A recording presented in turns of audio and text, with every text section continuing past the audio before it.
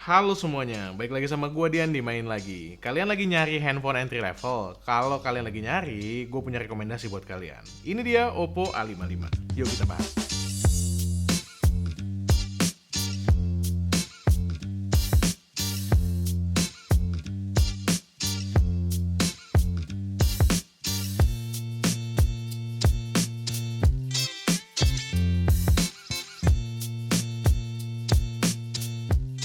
Kayaknya Oppo emang lagi seneng sama warna-warna pelangi kayak begini ya. Kalau Oppo Reno 7Z 5G yang kemarin udah kita bahas, warnanya pelangi dan birunya agak muda, kali ini warnanya lebih tua.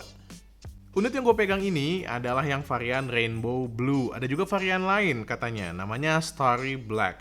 Untuk desain back covernya, selain warna yang berubah, kalau ditimpa cahaya, ada juga tulisan Oppo yang khas di bagian bawah. Ada 3 kamera yang disusun berjajar ke bawah, dilengkapi juga dengan flash di bagian bawah.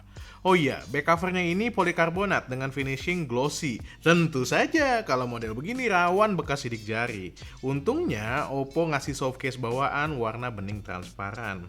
Untuk feel di tangan, ini sih oke menurut gua, tipis tapi nggak berasa ringkih. Dan rasanya ringan di tangan, mungkin karena beratnya cuma 193 gram. Di bagian samping kanan ada power button yang juga dilengkapi dengan sensor sidik jari. SIM tray holder dan volume rocker juga ada di bagian kiri. Di bagian bawah ada single speaker dengan charging port USB Type-C dan juga sebuah audio jack. Hadir dengan ukuran 6,51 inci dan screen to body ratio mencapai 89,2%, HP ini punya desain layar punch hole di bagian depan. Selain sensor sidik jari, handphone ini juga dilengkapi dengan fitur face unlock juga. Yang menarik, kalau kita pakai face unlock akan ada ring light yang muncul di bagian tepi kamera depannya. Simple tapi seru gitu ngeliatnya.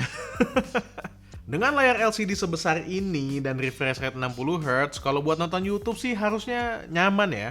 Dan yang gue suka dari handphone ini adalah fitur yang bikin dia nyaman di mata, karena kita bisa aktifin fitur Eye Comfort. Fitur ini membuat layar beradaptasi secara pintar terhadap kondisi pencahayaan saat kita menggunakan handphone ini. Betahin kalau nonton di kondisi cahaya apapun. Oke, sampai sini gue tahu kalian pasti pengen langsung skip ke bagian SoC. So, kita bahas aja jeroannya kayak gimana. HP ini hadir dengan SoC MediaTek Helio G35, entry level gaming chipset lah kalau kata gue. Tunggu dulu tapi, kalau kalian nyangka Oppo A55 ini adalah sebuah handphone gaming, gue harus meralat kalian dulu nih. Ini bukan handphone gaming. Gue nyobain PUBG Mobile di handphone ini dan dapat settingan smooth medium. Secara grafis emang banyak yang kurang, kayak langitnya yang masih kelihatan kotak-kotak, nggak banyak tekstur yang bisa ditampilin, dan FPS mentok di 30. Tapi masih playable banget, bisa dimainin dan gyronya cukup oke. Sedangkan untuk main Mobile Legends, kita dapat settingan frame rate high dan grafis high, sayangnya memang belum bisa ultra.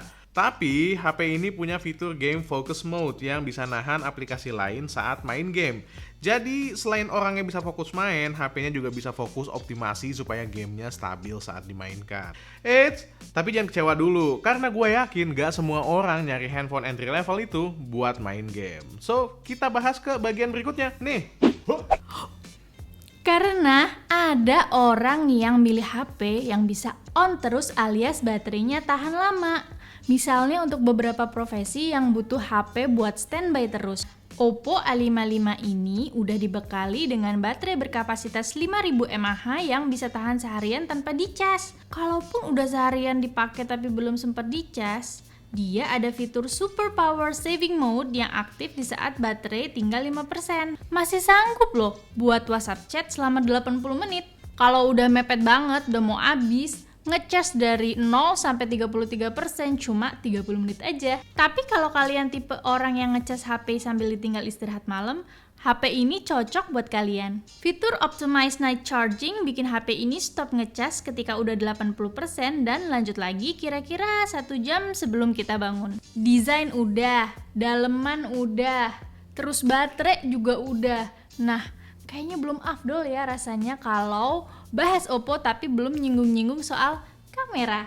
Mengingat yang udah-udah, biasanya tuh Oppo bawa fitur-fitur baru yang bikin hasil kameranya jadi lebih canggih dan beda. Kita mulai dari kamera belakangnya dulu ya. Ada True 50 megapixel AI camera sebagai kamera utama, kamera bokeh 2 megapiksel, dan kamera makro 2 megapiksel.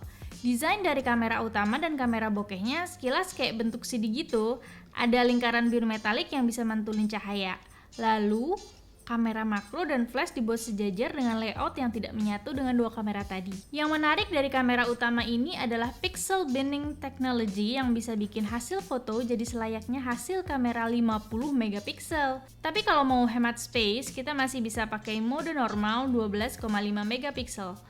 Selain itu, untuk hasil foto yang lebih detail, kita juga bisa aktifin fitur HDR. Sedangkan untuk naikin tone warna biar hasil foto jadi outstanding, kita juga bisa aktifin fitur dazzle color.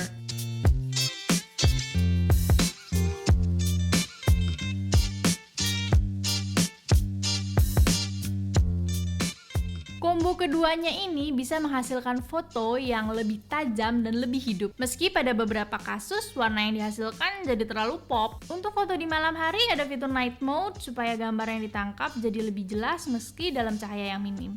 Selain itu ada juga filter night plus untuk enhance foto-foto yang diambil di low light supaya lebih dramatis hasilnya.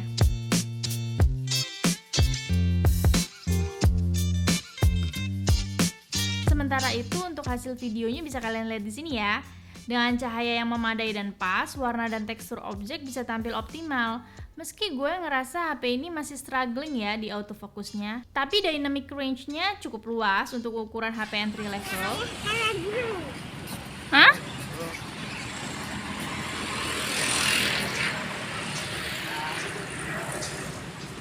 Sedangkan untuk hasil portraitnya gue akui bokehnya cakep. Separasi antara objek dengan background cukup tegas dan eksplisit. Apalagi kalau pakai combo HDR dan dazzle color tadi ya, objek makin terlihat stand out meski masih ada bocor halus di helaian rambut tipis. Untuk hasil kamera makro menurut gue cukup solid, asal pas foto nggak overexposure dan dijaga fokusnya.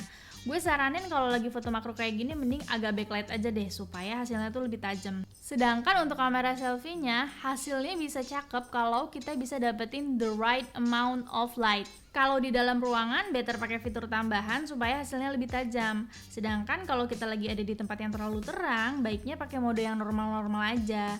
Sayangnya hasil foto portrait dengan kamera depan masih belum bisa menyaingi portrait dengan kamera belakang. Separasi dan edge detection-nya masih kurang, tapi serunya dia ada fitur 360 degree fill light, jadi pas kita selfie di tempat yang backlight, muka kita tuh akan tetap terlihat jelas. Kita lagi jalan-jalan nih, tapi jalan-jalan ke perumahan dan komplek yang belum jadi, tapi masjidnya udah jadi. Cantik sekali. Hai. Untung lagi nggak terlalu panas. Dan masih ada beberapa fitur di Oppo A55 ini yang sayang kalau kita lewatin gitu aja. Ada beberapa hal yang gue notice ada di HP ini dan gue merasa ini menambah kenyamanan gue ketika memakai handphone ini. Yang pertama, ketika main game, HP-nya nggak terasa panas di tangan. Mungkin ini karena Oppo A55 punya sensor temperatur yang memantau suhu covernya. Pun ketika charging, sensor ini akan memantau suhunya supaya nggak terlalu tinggi. Dan kalau nggak sengaja port chargingnya kena air atau kena cairan, ada sensor yang bisa deteksi itu dan ngasih notifikasi ke pengguna untuk dibersihkan dan nunggu beberapa jam sampai kondisi aman. Lalu ada sertifikasi IPX4 yang bikin HP ini bisa tahan sama cipratan air. Buat yang suka pakai HP buat GPS di motor, lumayan nih kalau pas tiba-tiba gerimis di jalan, gak khawatir HP-nya langsung rusak. Atau super nighttime standby yang bikin HP ini cuma mengkonsumsi 2% baterai untuk 8 jam pas kita tinggal tidur. Jadi pas bangun gak khawatir nih HP-nya lowbat. Dan yang terakhir adalah ColorOS 11.1 berbasis Android 11 yang kayaknya makin kesini makin efisien ya. Misalnya ketika kita buka game, ada pop-up notif yang menunjukkan sekian banyak data sudah berhasil dibersihkan. Dengan storage optimizer kayak gini, main game jadi lebih bisa optimal dan tentunya jadi lebih stabil. Itu adalah salah satu dari sekian banyak pengoptimalan yang dilakukan sama ColorOS 11.1 untuk make life flow. Kita nggak perlu pusing mikirin optimasi ini itu, karena by the time kita pakai HP ini, lama-lama dia akan mempelajari rutinitas kita tuh seringnya ngapain aja, sehingga dia bisa ngasih rekomendasi dan tentunya meningkatkan efisiensi tenaganya. Nah itu tadi perkenalan Oppo A55 dari Main Lagi. Secara umum gue pengen nyebut HP HP ini sebagai HP yang sanggup dibawa kerja keras demi cuan. Tipikal all-rounder yang mampu bertahan kalau dibawa susah sekalipun gitu.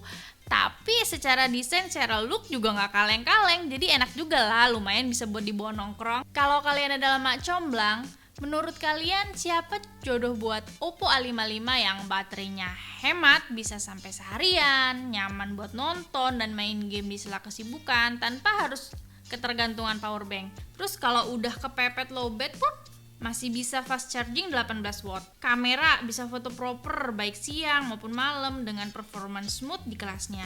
Juga bisa tahan cipratan air dan nggak gampang panas. Nah tuh, menurut kalian profesi apa nih yang cocok buat pakai HP Oppo A55 ini? Atau jangan-jangan malah cocok sama kebutuhan kalian?